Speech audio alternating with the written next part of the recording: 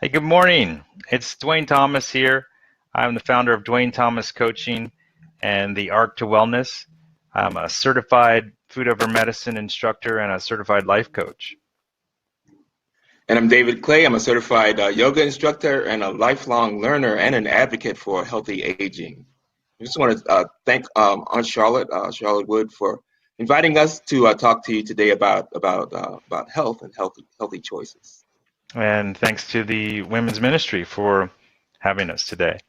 And David and I were talking about this over the weekend, and we talk about this fairly often when we chat. And the thought is this: convenience is actually really killing us. Slowly, gradually, convenience is killing us. And so what started off as something that was, beneficial, helping us with our busy lives, I think it's taken a turn for the worse. And now, you can't go anywhere without driving down the highway, and you'll see these choices for foods that really aren't providing us the nutrition that we need to live healthier, longer lives. Yeah, and like Dwayne's saying, it's making it almost too easy. We can like kind of mindfully get our calories right, but we aren't really thinking about the consequences of the food that we're eating. So the food that's so convenient is like nutrient poor and calorie rich, right? Yeah, and that's one of the things that we'd like you all to really have as a takeaway, right? The difference between getting food that provides you with nutrients that really help the body, or having excess calories that really lead to weight gain and fat storage and ultimately inflammation. So we're going to talk about all those things as we take a look at a couple of slides as well that will really kind of give a framework for what we're talking about and how one of the most important parts to this piece of choosing your path to optimal health is awareness. And we're hoping to contribute to that today. Absolutely. All right, so this first slide, awareness, reflection, and choice. And actually, that's the name of the philosophy and the practice that I've founded. It's called the Arc to Wellness. And we think those three things are really key to helping us improve our health outcomes and really helping us teach our children, ways to become more healthy. So you're mobile, you're active, and you're living life to the fullest well into your 80s and into your 90s as well. Absolutely. And your awareness kind of starts here. It starts with your education, your exposure to some information that might be new to you, and it might be a little bit challenging. And that's where reflection comes in, and then you can choose to be on the path to wellness. And so we're going to take a look at what typically makes up the Western diet and how these food choices actually impact our health. And so this is a little graph, and this, you can't see that. I think it's behind the image of David, but from the USDA Economic Research Service, this is a graph that goes back to 2005. So the numbers have changed since then, but I wager that they haven't really changed for the better. If you look at this this pie chart, you'll see that over 60% of the diet of a typical North American is processed foods. And by processed foods, and we'll show you some images later, we're talking about things like deli meats, we're talking about frozen foods, those types of things. And if you look over there, the next largest segment of the pie is meats and eggs and dairy. David, what's your thought on the percentage that we have of plant foods and whole grains? Well, it's pretty amazing, actually. It's a bit shocking that what I'm actually going to be advocating is a total reversal, where your plant foods and your whole grains are actually going to make up 100% of your dietary intake. So, So there, but don't get too scared. It can be a gradual, it can be a process, right? Where this happens. absolutely, absolutely. So, yeah, awesome. So let's take a look at animal foods. And so many of the processed foods that we're eating too are composed of animal foods, although you will see a lot of the chips and things like that are not. But when we're thinking about animal foods, there's the dairy piece of it, your cheeses, milk, and then also eggs, right, are a big part of our diet.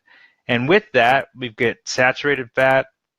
There's high sodium levels, particularly with cheeses. Sugar is involved with milk consumption, as well as animal protein.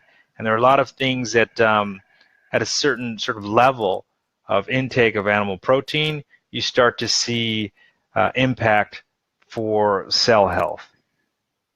Yeah. David?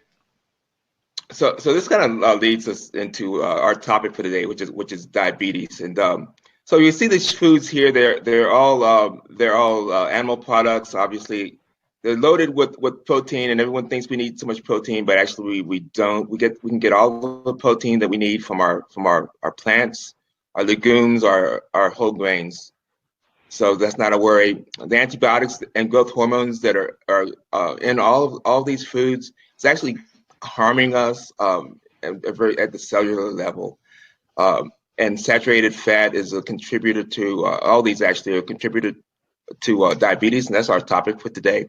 So I mean, what is happening within the body is the cells are becoming surrounded by saturated fat in the body, and that's inhibiting insulin to get into the body and into the cells and to unlock the door so that your glucose can flow in. So the glucose or sugar is staying inside of the blood cells, and that's why sometimes it's called sugar diabetes. Right, and there we're talking about type 2 diabetes. And the thing about animal foods is you are getting mainly protein and fat, and then some of the undesirable things that you see here with antibiotics and growth hormones because of the agricultural practices that are so rampant in North America. And so your body has to not only work hard to break down the protein to get something good from that, it also has to deal with the toxins that it's taking in with the hormones and the antibiotics. And as David mentioned, the crucial part to diabetes that I think often is misunderstood is what's called insulin resistance. So every time we eat something, the pancreas will secrete insulin to help to bring glucose into the cells. And so insulin resistance is a situation where there's too much fat within the cell that's inhibiting the insulin's ability to bring glucose into the cell. So the fat is actually taking place of what should be glucose, the fuel that the body prefers to use. And so you get that buildup of glucose in the blood cells, as David mentioned, and that's what happens with with type 2 diabetes. And that's why if you have diabetes, you might feel tired because you aren't really getting the energy from your food. The energy is in the form of glucose, and that's what you're going to be getting from your plants and your whole grains. There was something that I wanted to talk about because in the previous slides, you're seeing foods that don't have any fiber.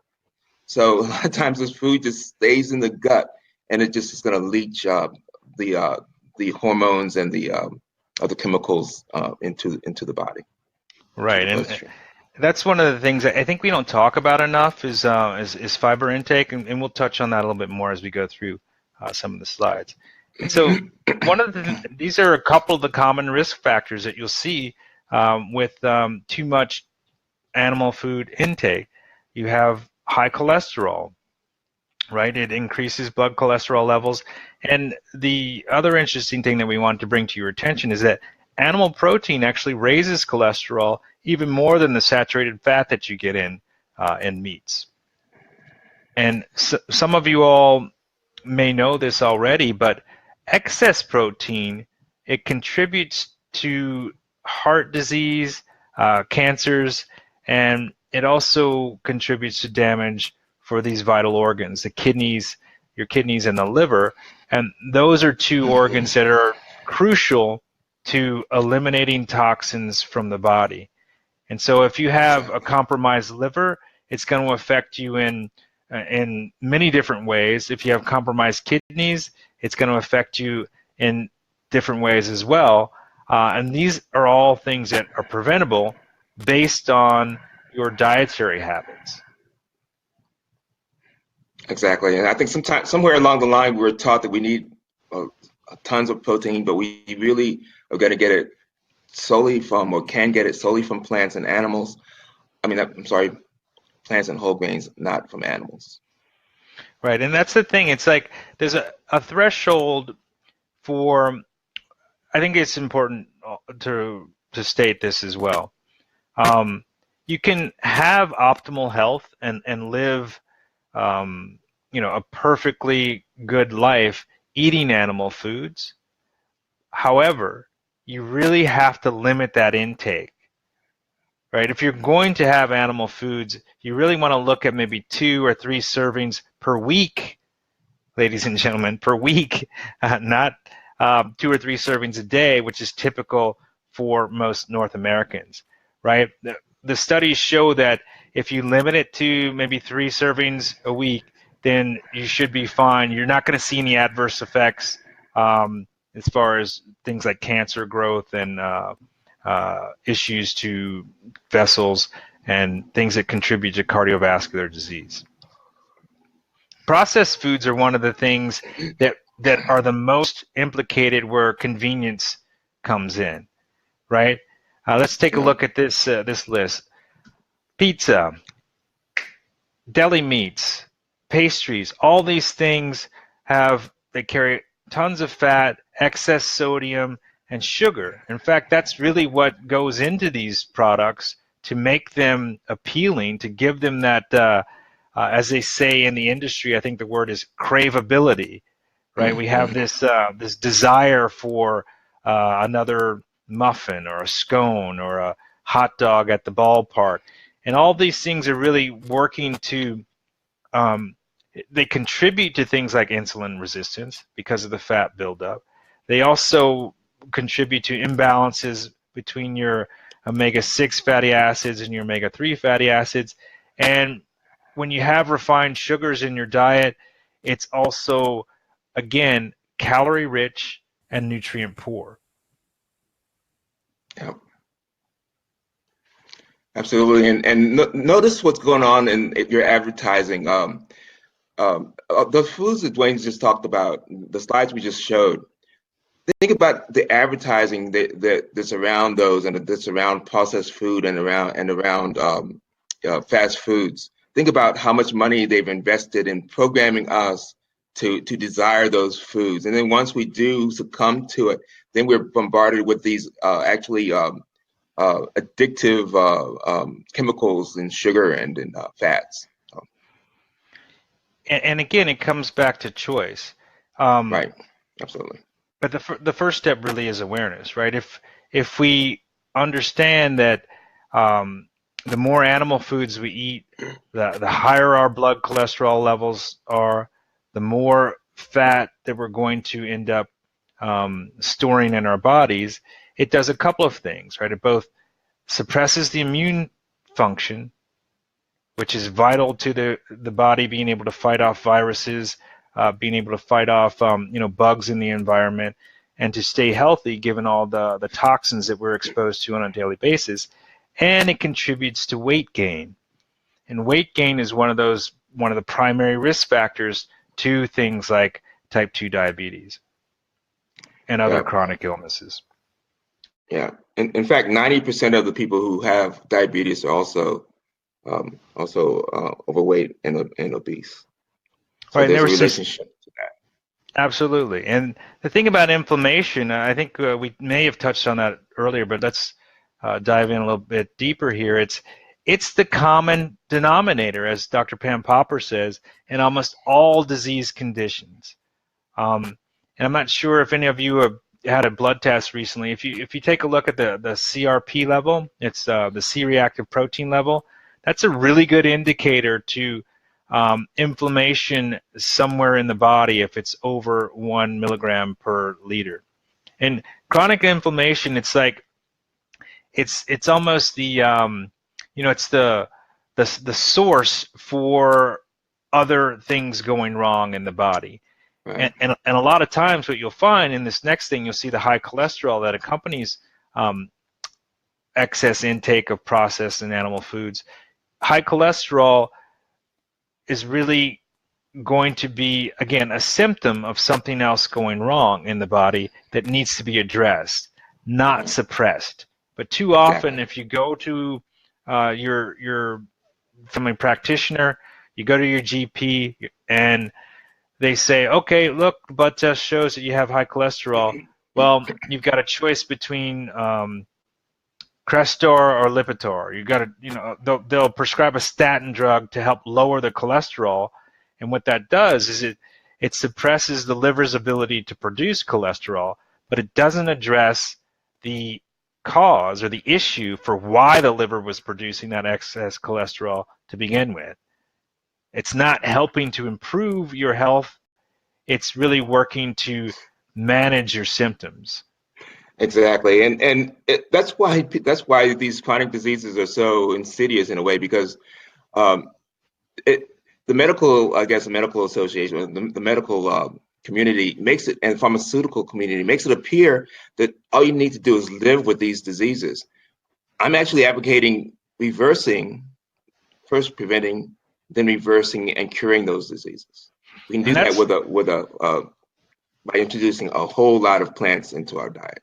And it's interesting that progression that you talk about there, David. And particularly, I mean, we're talking to this particular audience. I know there's a lot of folks there who have kids or grandkids.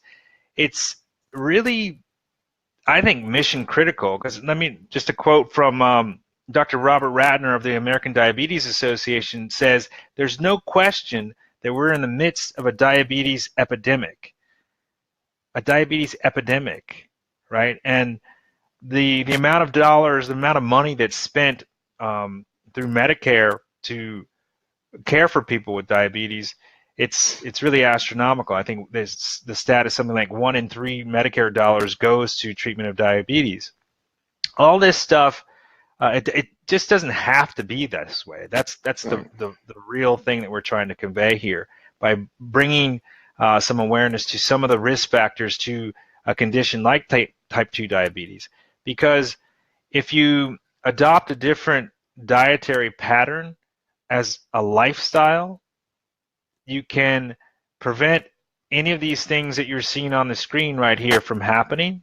Absolutely.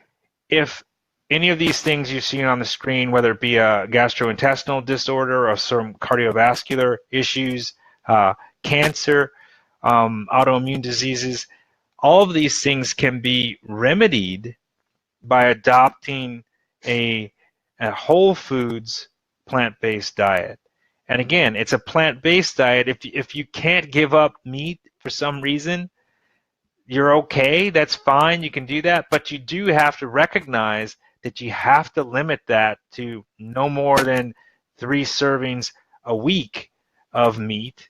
And that meat needs to be organic. If it's going to be fish, it needs to be wild caught.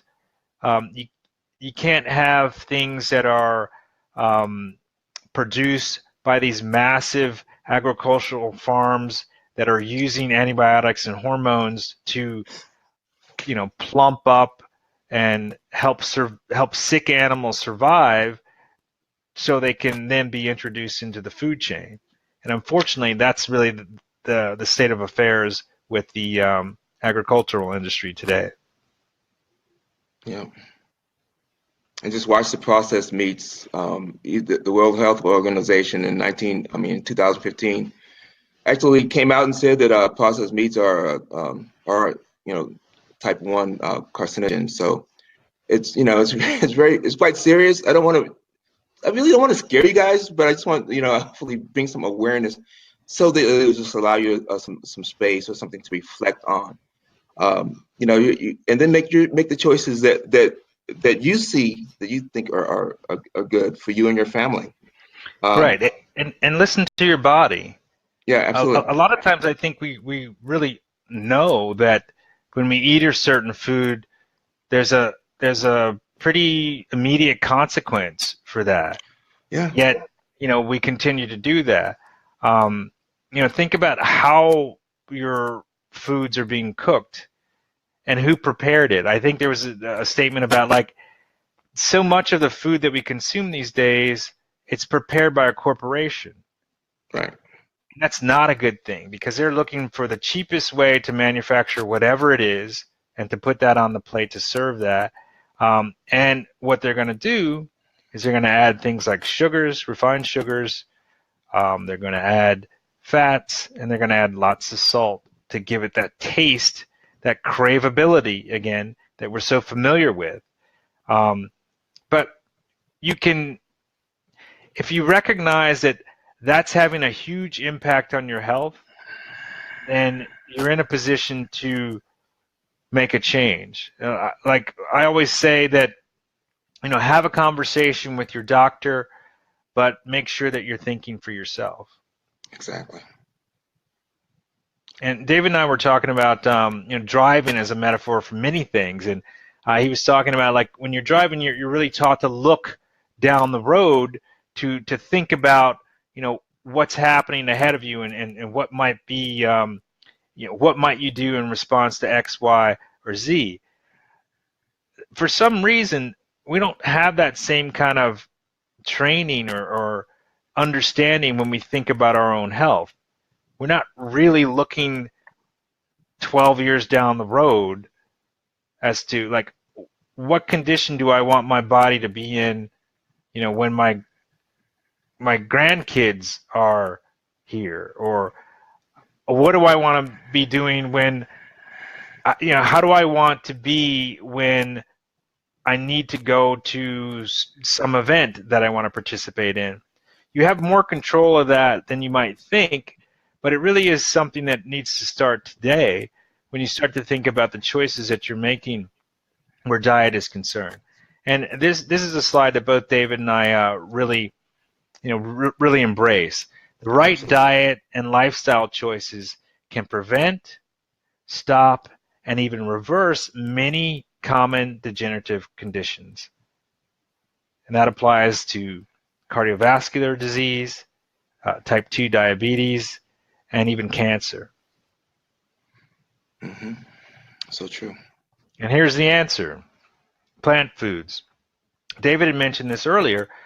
One of the beauty of that too is look at the colors there, look at the vibrance That's right. there, and that's nature really telling us this is good for you. Those That's berries right. up there, there's all kinds of goodness there that can help ill, that can help improve illness. Those grains, all those things, those green leafy vegetables there. There's so much energy there that the cells are looking for that unfortunately we're not getting most of the time, because right now in North America, so many of us are nutrient deficient, and we just don't have the vitamins and minerals that the body needs to function at an optimal level. But it's also in our power to make decisions and choices that improve those odds and start to shift the balance in our favor. Yeah, and the body will actually respond. This is the coolest thing about the body is how intelligent your own body is.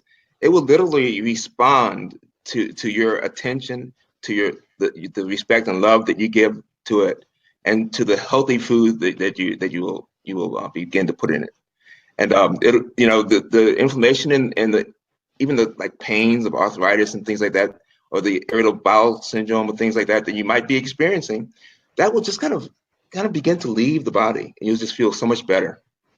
Yeah, and as that process is happening, it's actually a lot quicker than you might think.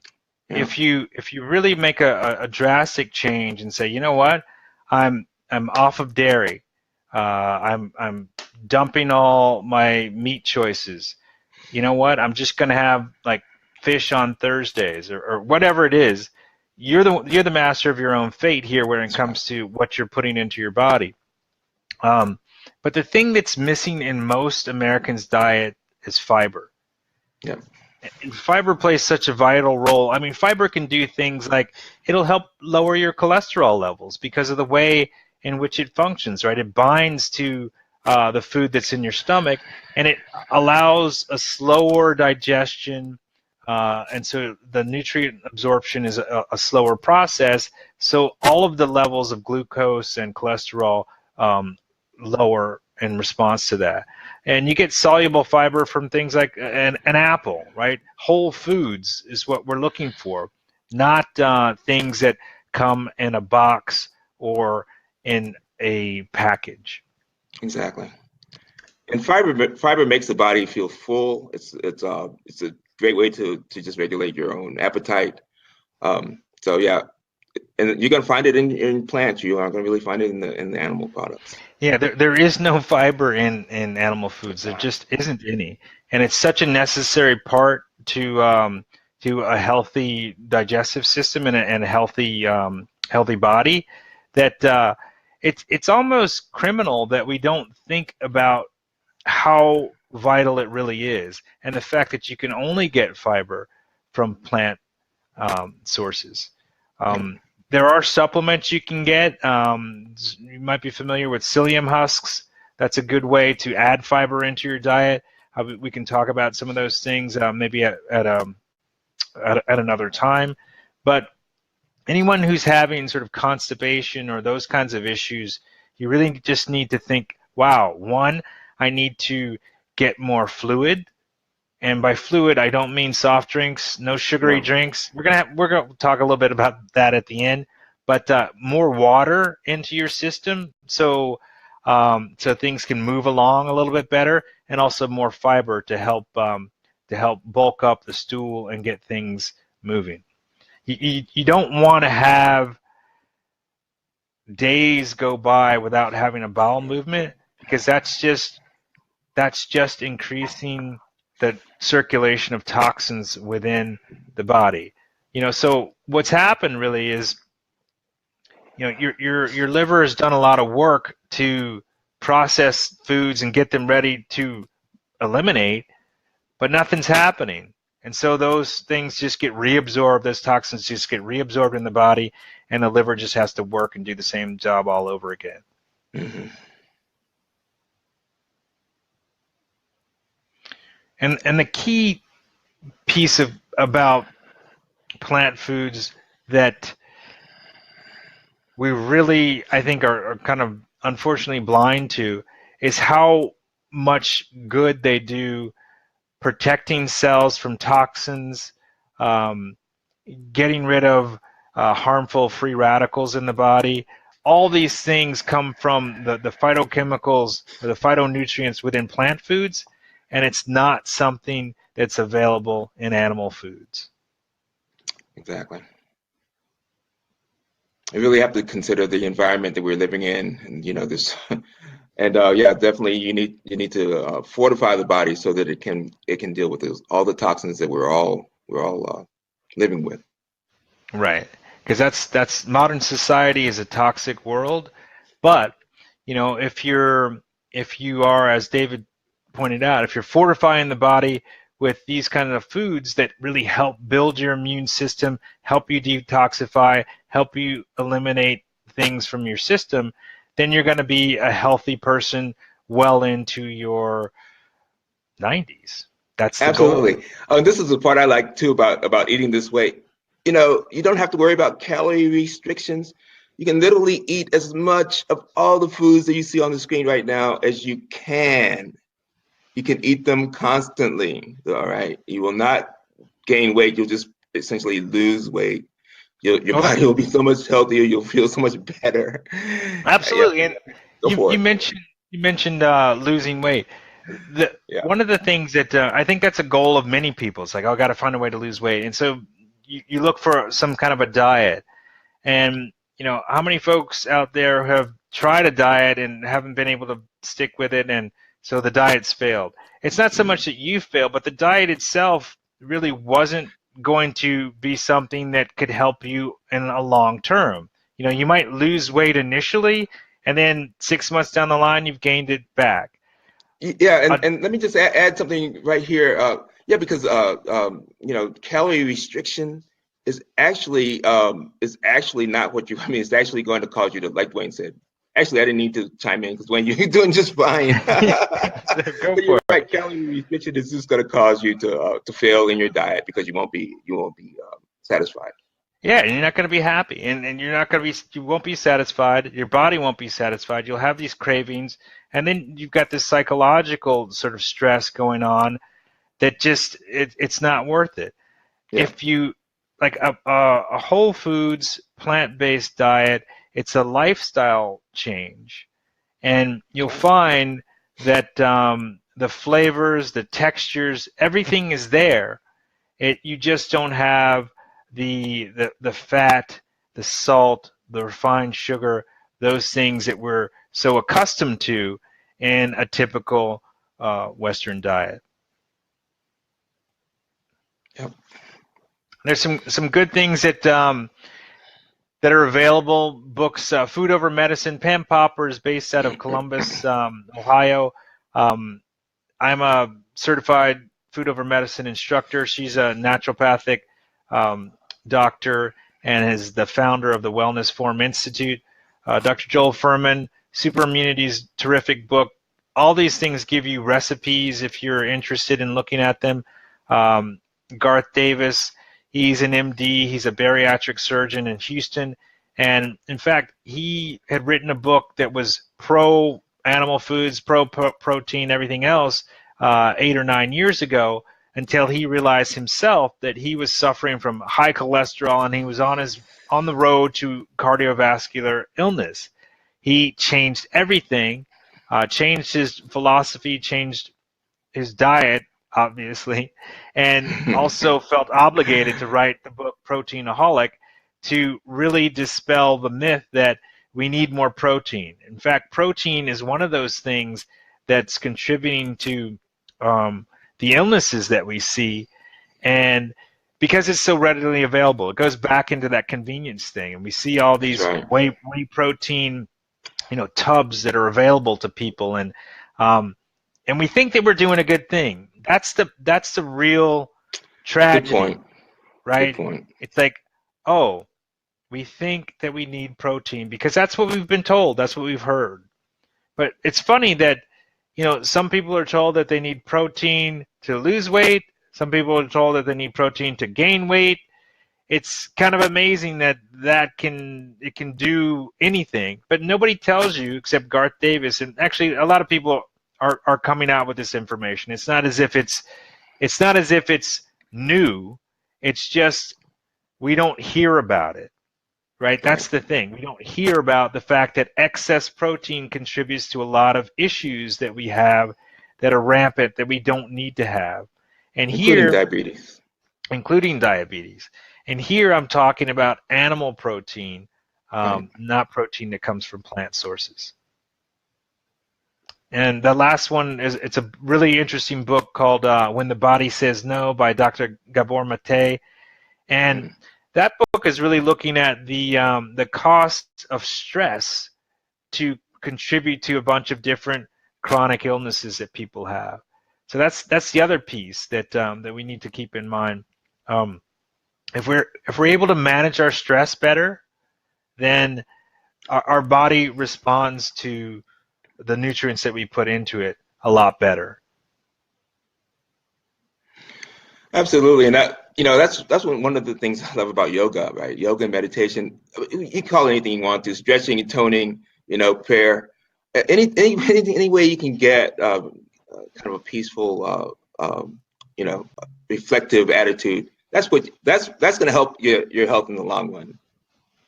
Yeah, and Cool. what we want to leave you with is like 3 habits to break, 3 habits to make. And I'm not sure if they're habits, but and the first one is to think about animal foods. If you're and it's summertime too, because I can almost smell the barbecues out there. It's that That's time right. of year, and I get it. Like I used Right. to love breaking out the Weber grill and the charcoal briquettes and all that kind of stuff. I don't do it Yeah. anymore. Like if you were looking into my backyard right now, the Weber grill is out there, and I've got arugula growing in there and a head of lettuce in the middle of it. That's Perfect. that's what I've done with my Weber grill. It's sort of symbolic, yeah, I guess. But it's because I don't want to barbecue meat any longer. In fact, truth be told, when you burn meat like that on a grill, that's just increasing the toxicity of the meat. It's a Mm. thing called HCAs. It's complicated. If anybody wants to learn more about it, actually, they talk about it in Proteinaholic. It's a good read, but we have to recognize that we are making choices. When we decide to have that hot dog at the ballpark, or not even at the ballpark, at the Sheets, when we go there and have that dog loaded up with squeezable cheese and whatever else you want Right. to put on there, Okay. Right. you have to realize that that might taste in a way that's familiar and good, but it's not giving the body what it needs to be optimally healthy and to live a long life where you're mobile well into your 90s. It's going to contribute to inflammation, which is going to contribute to something else, whether it be a cardiovascular issue, type 2 diabetes, or some form of cancer. That's the reality. But we can make different choices, right? So be mindful of that. Uh, Limit your animal foods if you can't eliminate them altogether. Um, Dairy is one of those things too, David. I mean, do you have some things to add on dairy? But dairy has to Hmm. has to go if you can. Try Yeah. to substitute some sort of a nut milk for that if possible. Go ahead. Yeah. There's really no reason for an adult to have any dairy products. And the only people who really need dairy are babies and what I guess young, very, very, very young children. And the only kind of milk they need is their milk from their own mother. So Dick Gregory famously said, "Cow's milk is for cows." All right. Um, Oh, I was, yes, exactly. exactly. I was gonna do is cause inflammation and increase the saturated fat in the body and contribute to all the chronic illnesses that Dwayne spoke about, and especially diabetes. Yeah, and milk has a lot of sugar in it as well. I mean, people don't think about that, but it does. And hormones. The hormones can make Exactly. havoc. And some people really say, some studies have said that the hormone in milk is actually and cheese is actually contributing to breast cancer. So Yeah, there's some vital stats like that, and we talk about things like eggs too. We don't want to have an excess of that. Eggs excess egg consumption also contributes to things like prostate cancer. There are studies that document that as well. And so, yeah, like I take a bit of information like this.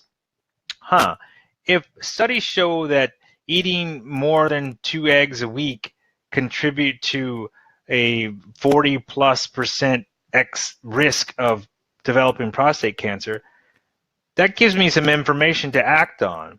I don't exactly. have to. I can say, okay, that doesn't matter to me. Whatever, I'm still going to have eggs. Or I can say, you know what?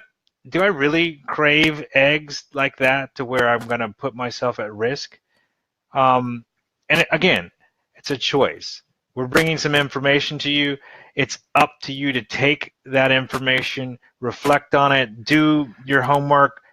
Get in touch with us if you want some more one-on-one information. That's great, and then make the choice. But it's about an informed choice rather than a choice where you're just doing something almost robotically or without any thought put into it.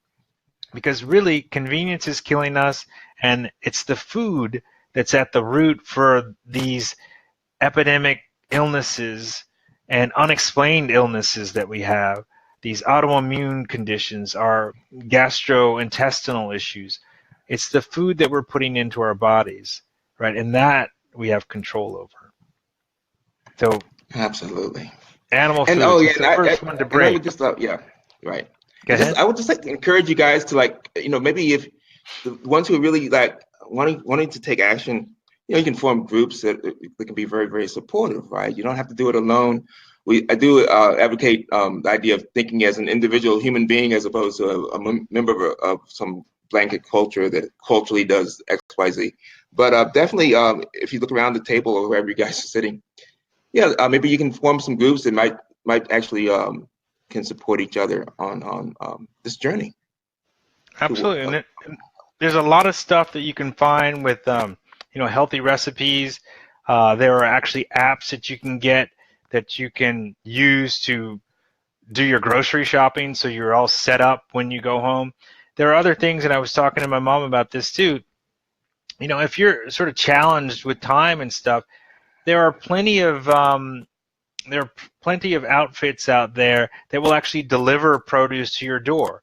I mean, we have a delivery every other week here up in Ontario, and this is Canada, so I know the U.S. has something else going on that's a little bit more exciting than that. And we could have it once a week if we wanted to, but we don't need it that often. And you can pick what's being delivered to you. Take advantage of those things, because time is an issue. And sometimes time is an issue, and that's why we default to ordering a pizza or picking up a rotisserie chicken from Martin's. Martin's doesn't exist anymore, but you know what I'm saying? I mean, we pick these things up on the way home because we don't have time. But if we have these things already delivered to our home that are there, ready for us to prepare, it puts us in a much better position to make a healthier choice. The other thing one of the habits to break, processed foods. That's something that really, eliminate if possible. Certainly work on reducing these types of things and how things are prepared. Fried foods. If you can get away from doing that, it's also going to be beneficial to your health in the long run. And then on the beverage front, it's a big one. You gotta think about how much sugar is involved in soft drinks. That's it. Think about that. Sugary drinks and alcohol, it's a lot of sugar. You really ought to just think, is that helpful? Do I need that?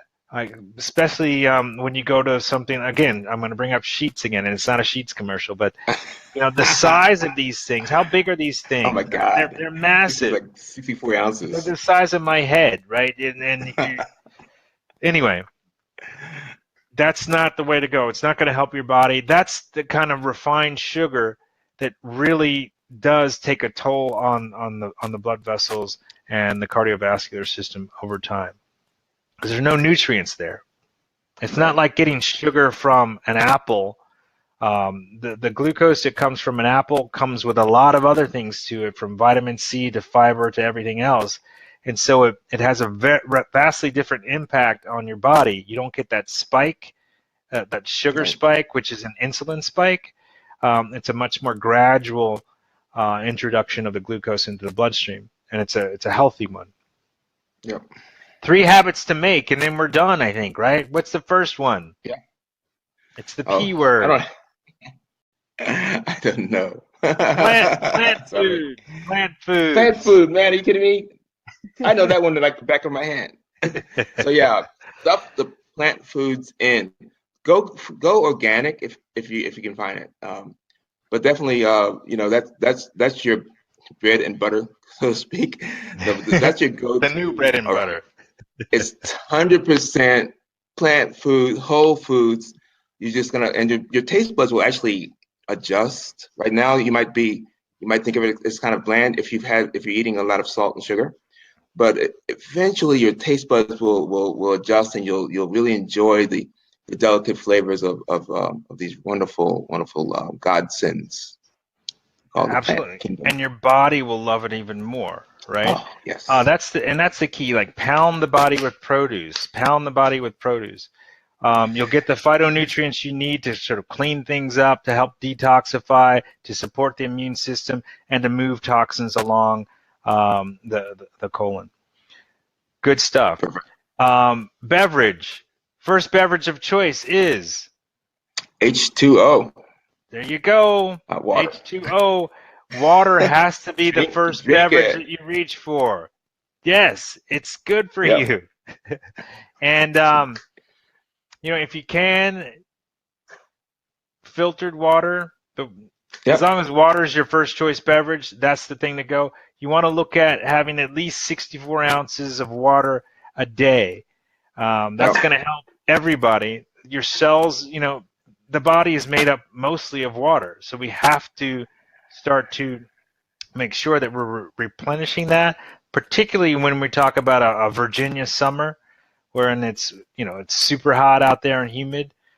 Just keep drinking water. Your body will love it, and you'll be on your way to improving your health.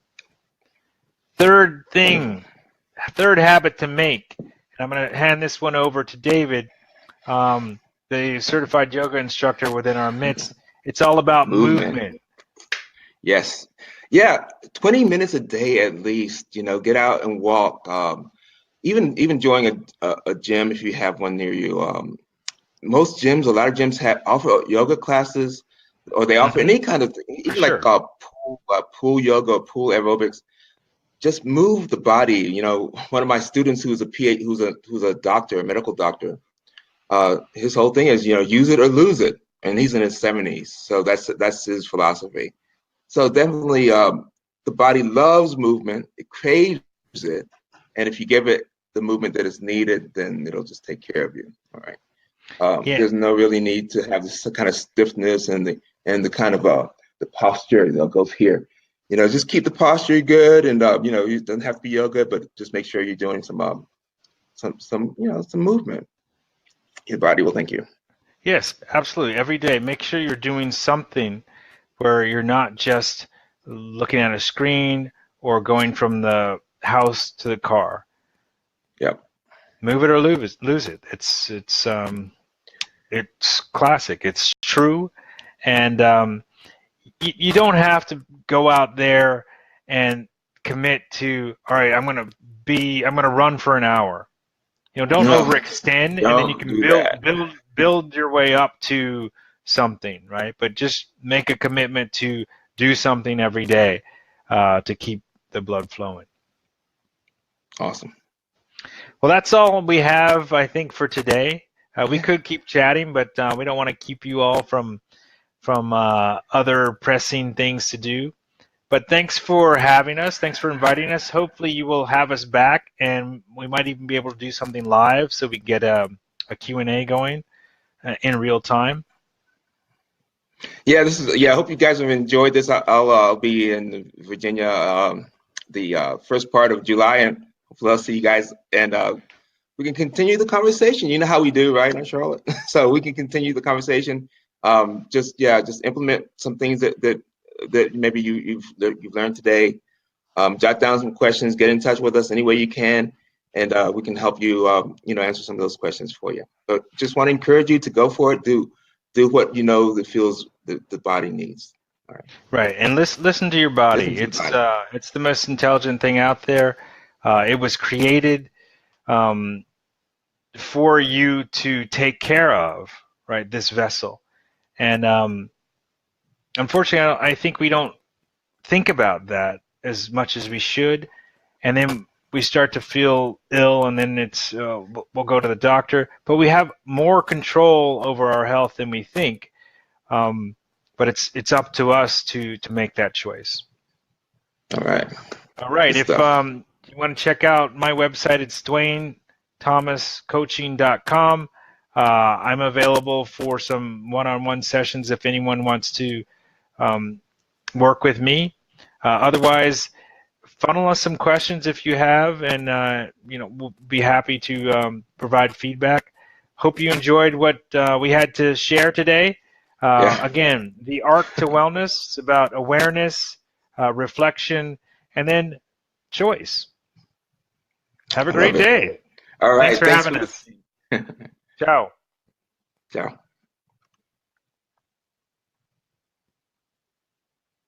Oops. if I end it, then I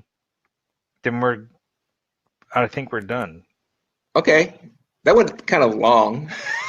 I'll chop this part off, but that went pretty long. It was like 40 minutes, wasn't it? It's like 50 minutes.